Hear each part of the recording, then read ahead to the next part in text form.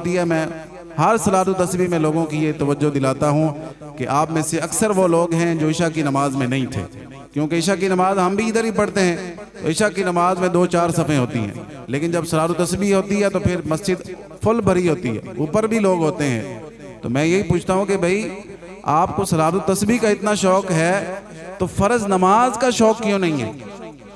तो फ़र्ज नमाज के बारे में तो हमसे पूछा जाएगा, सलातु तस्बीह के बारे में हमसे नहीं सवाल होगा। ये सही बात है, जो हक बात है उसे कहना चाहिए कि सलातु तस्बीह के बारे में हमसे नहीं पूछा जाएगा ये तुमने पढ़ी या नहीं पढ़ी। 5 वक्त की फ़र्ज नमाज के बारे में मुझसे और आपसे सवाल होगा कि ये बताओ ये पढ़ी है कि नहीं पढ़ी। तो सबसे पहले हमें फ़राइज़ की अदायगी का पाबंद होना चाहिए, फिर उसके साथ साथ बंदा नवाफिल की कसरत करे तो फिर सोने पे सुहागा हो जाता है, फिर इसके ज़रिए बहुत जल्दी बंदा अपने रब का कुर्ब पा लेता है।